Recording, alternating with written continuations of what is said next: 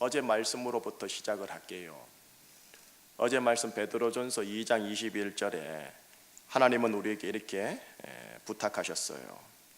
그리스도도 너희를 위하여 고난을 받으셨으니 너희에게 본을 끼쳐 그 자취를 따라오게 하려 하심이라. 우리의 인생 예수 그리스도 안에 있다면 그리스도의 자취를 따라가는 인생이어야 하며 그리스도의 자취를 따라가는 쪽으로 하나님이 우리를 몰아가신답니다. 그리스도의 고난의 자취를 따라가는 인생이요. 자, 그러나 그 전에 하나 더 짚을 게 있어요. 그리스도의 고난의 자취를 따라가기 전 우리가 그리스도의 고난의 은혜와 혜택을 받고 있는가부터 물으셔야 합니다. 그리스도의 고난의 은혜와 혜택을 받아야만 그 은혜와 그 사랑에 감동하고 감격해서 그 고난의 자취를 따라가게 되어 있어요. 그렇게 저는 우리 성도님들에게 그리스도의 고난의 자취를 따라가십시다 목양적 설교 권면을 하지만 제 마음 안에는 그 전에 하나님, 사랑하는 우리 제주충신교회 모든 교우들 한 분 한 분이 그리스도의 고난, 그 은혜와 혜택을 받게 하여 주십시오 라고 기도를 해요. 그리스도의 고난, 왜 주님이 그리스도께서 고난을 받으셨는데요? 왜 주님께서 가시면류관 쓰시고 십자가 골고다 길을 가셨는데요? 쉽게 말하면 나를 구원하기 위해서 아닙니까? 나에게 은혜를 베풀고 평강을 베풀려고 하시는 거 아닙니까? 예수님께서 우리를 위하여 그리스도의 고난의 길을 가신 이유, 예수님이 친히 말씀을 해주셨습니다. 공생애를 시작하기 바로 직전 나사렛 회당에 올라가셔서 이사야의 말씀을 펼치시고는 이렇게 말씀을 하셨어요. 하나님께서 내게 기름을 부으시고 나를 보내사 포로된 자에게 자유를, 눈먼 자에게 다시 보게 함을 전파하며 눌린 자를 자유롭게 하고 주의 은혜의 해를 전파하게 하려 하십니다. 그리고 나서 두루마기 휴지 성경을 딱 덮으시곤 오늘날 이 말씀이 너희 귀에 응하였다 라고 하신 후에 공생애의 삶을 시작하면서 여기 있는 말씀처럼 포로된 자에게 자유를 주시고 눈먼 자에게 다시 보게 함을 전파하셨고 눌린 자를 자유케 하셨거든. 이를 위하여 예수님이 그리스도께서 그리스도의 고난을 가신 거거든. 그러니 먼저 우리 안에 있는 눌린 것, 우리 안에 있는 포로된 것, 우리 안에 있는 보지 못하는 것, 이것들이 치유되고 해방되어짐이 정말로 필요합니다. 이 은혜가 있기를 먼저 축복합니다. 이 은혜를 누리면서 이 은혜에 감격하고 감동해서 그리스도의 고난의 자취를 따라가셔야 합니다. 오늘 본문에 실제적인 못 보는 자가 나옵니다. 35절을 보니 여리고에 가까이 가셨을 때에 한 맹인이 길가에 앉아 구걸하더라라고 되어 있습니다. 그런데 이 맹인이 35절에 길가에 앉아 구걸하는 인생이었는데 예수님을 만난 이후에 어떤 삶으로 바뀌었느냐? 43절의 삶으로 바뀌더라는 겁니다. 곧 보게 되어 하나님께 영광을 돌리며 예수를 따르니 백성이 다 이를 보고 하나님을 찬양하더라. 오늘 우리가 시작한 35절 말씀은 길가에 앉아 구걸하는 인생이었는데 뭘 하나를 계기를 통해서 오늘 마지막 9절에서는 보게 돼요. 이 맹인이 보게 돼요. 하나님께 영광을 돌리고 남은 인생길을 예수를 따르고 이것을 본 모든 수많은 가족들과 지인들과 백성들이 이를 보고 하나님을 찬양하더라라고 되어 있더라는 거예요. Before, After, 분명한 인생이 보이지 않습니까? Before는 길가에 앉아 구걸하는 맹인이었어요. After는 보게 되었고 예수를 따르게 되었고 하나님께 영광을 돌렸고 가족들과 주위 사람들이 이 전체를 보고 하나님께 영광을 돌리더라라고 되어 있어요. Before와 After가 확 달라져요. 이가 어떻게 해서 예수를 따를 수 있었을까요? 맹인이면 못 따릅니다. 길가에 앉아있는 사람은 못 따릅니다. 구걸하는 인생이고 구걸하는 생각이고 구걸하는 마인드고 구걸하는 인생 사고였면 예수를 못 따릅니다. 그는 맹인에서 눈을 보는 자가 되었고 앉아있는 자에서 걷는 자가 되었고 구걸하는 인생에서 따르는 인생으로 바뀌어버렸다라는 거예요. 뭐 때문에요? 예수를 만났기 때문에. 그러니 저는 여러분들이 그리스도의 고난의 자체를 따라가자라는 제자도의 말씀을 실은 전하기 전에 예수 그리스도의 십자가 복음의 은혜와 혜택을 여러분들이 다 받고 누리고 여러분들만의 감정이 있는 인생 되기를 축복하는 거예요. 여러분 사지 멀쩡하시잖아요. 여러분 눈 떠 있잖아요. 여러분 손발 다 있잖아요. 장애인 아니잖아요. 그러나 영적으로 나는 장애인이 아닙니까? 영적으로 눌려 있지 않습니까? 영적으로 보지 못하고 있고 영적으로 앉아 있고 영적으로 구걸하는 자의 모습이 아닙니까? 자신이 누구인가를 보는 것부터 시작해야 돼요. 예수님이 그리스도의 고난의 길을 가면서 우리에게 이런 혜택 은혜를 주려고 하는데 당사자는 뭐라느냐? 나는 맹인이 아닙니다. 나는 눌려있지 않습니다. 나는 그리스도와 주님이 구세주가 필요 없습니다 라고 하면은 주고 싶어도 주지를 못해요. 내가 맹인임을 알아야 되고 내가 눌려있는 점을 알아야 되고 나에게 그리스도의 구원의 혜택이 필요하다는 걸 알아야 돼요. 그림 하나 보여드릴게요. 방송실 그림 하나 가능합니까? 저 그림은 오래전 여러분들 주일 예배 때 한번 보여줬던 그림을 또 보여주는 겁니다.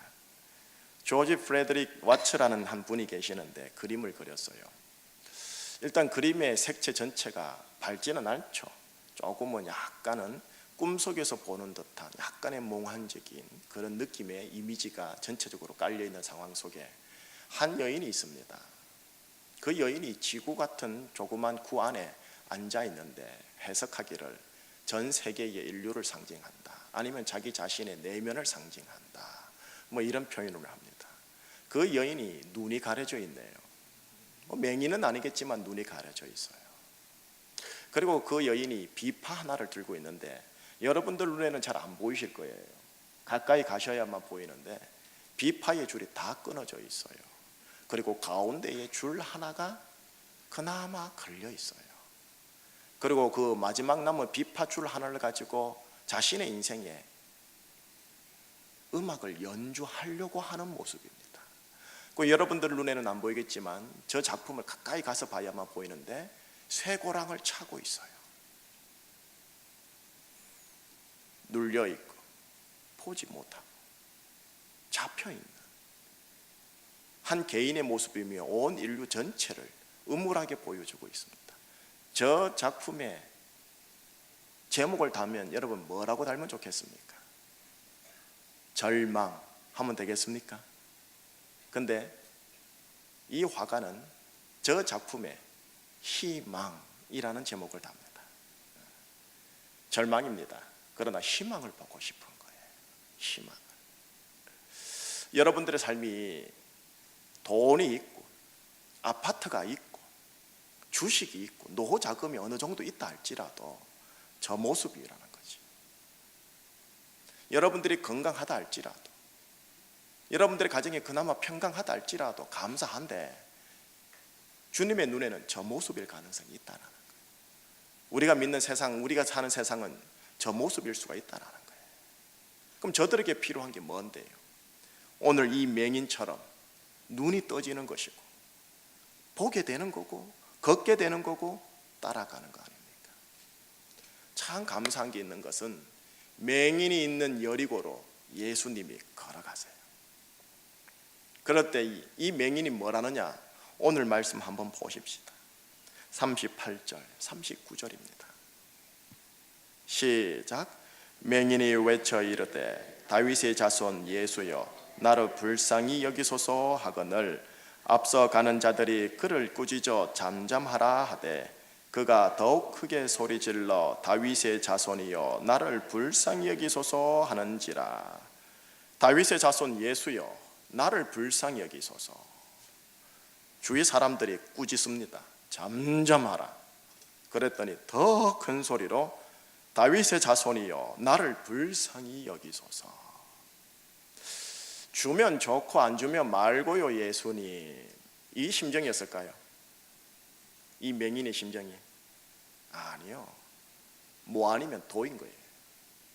부르짖다가 돌에 두들겨 맞든가, 부르짖다가 예수님 귀에 들어가서 예수님 만나든가, 뭐 아니면 돈 거예요.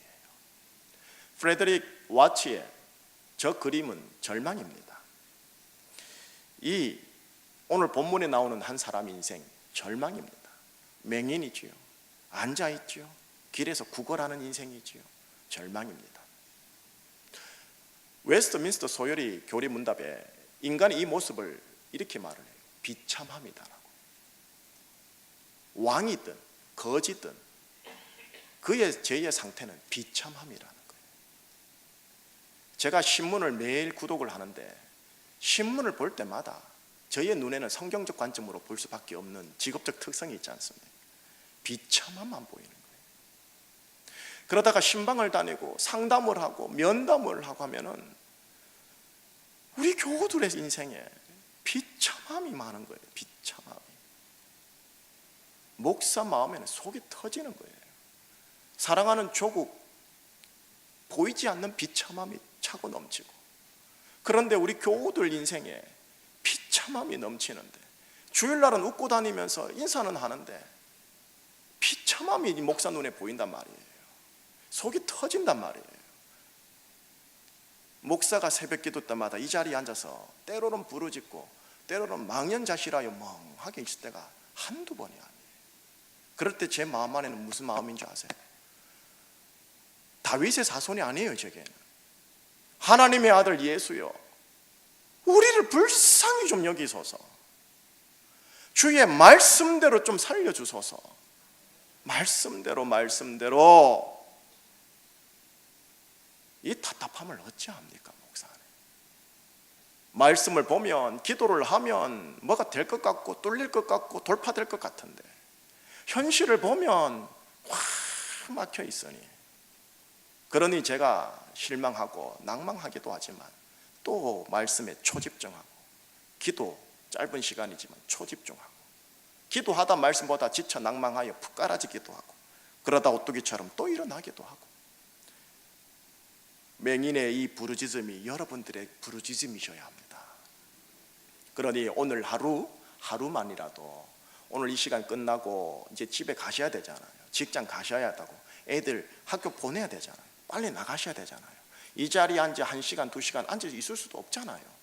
기도 제목 드릴게요. 오늘 맹인이 했던 이 부르짖음 들고 가세요. 예수여, 나를 불쌍히 여기소서. 예수여, 나의 비참함을 불쌍히 여기소서. 예수여, 우리 가정의 비참함을 불쌍히 여기소서.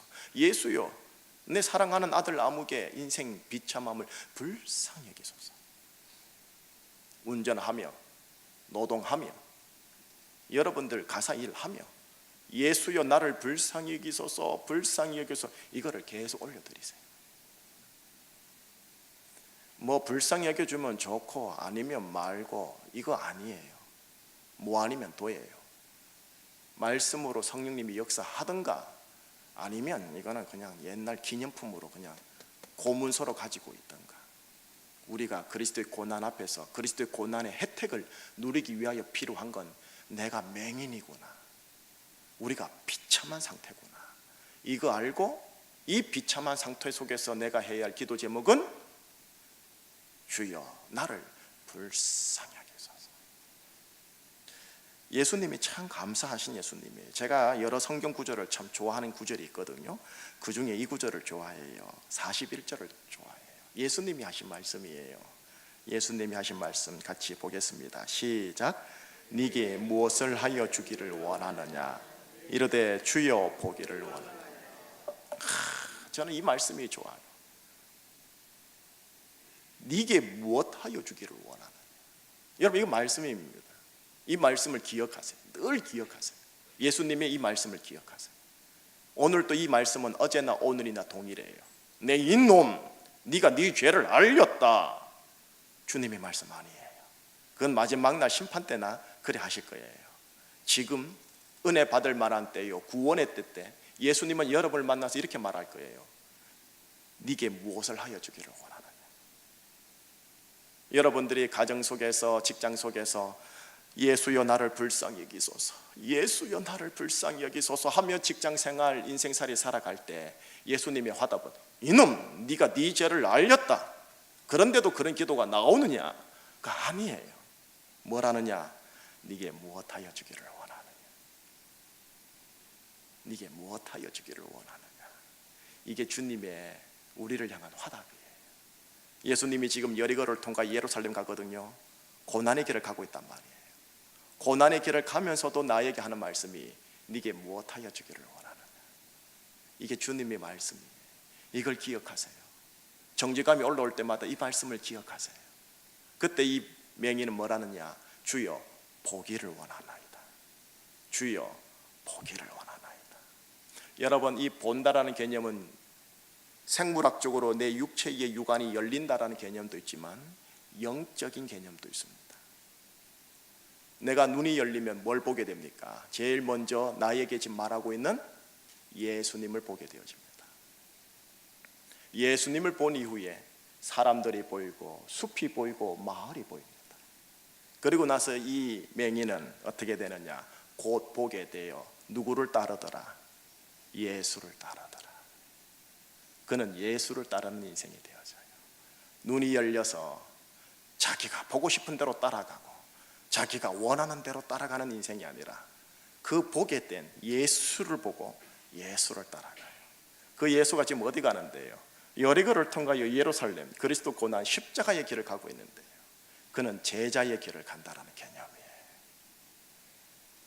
내 눈이 열리면 예수님이 제대로 보여요. 내 눈이 열리면 내가 지금 어떤 모습인지 어떤 상황인지 제대로 보여요. 기독교 강요 칼빈이 지은 기독교 강요 제1권 제1장 아주 유명한 명제가 있습니다. 하나님을 아는 지식과 인간을 아는 지식은 같이 간다. 신학과 인문학은 같이 간다. 신에 대한 이해와 인간에 대한 이해는 같이 간다. 내가 예수를 아는 제대로 아는 눈을 가지면 인간을 제대로 봅니다. 인간을 제대로 보게 되어지면 예수를 제대로 보게 되어집니다. 여러분, 인문학과 신학은 같이 가며 철학과 신앙은 같이 가요. 사람을 제대로 알려면 예수를 제대로 알아야 되고 예수를 제대로 알면 사람이 내가 어떤 존재인지를 제대로 간파해요. 그럴 때 더더욱 내 입에서는 이런 말이 나와요. 주여 나를 불쌍히 여기소서. 이런 나를 불쌍히 여기소서. 그런 자는 이제 그리스도의 고난의 자체를 따라가기 시작합니다.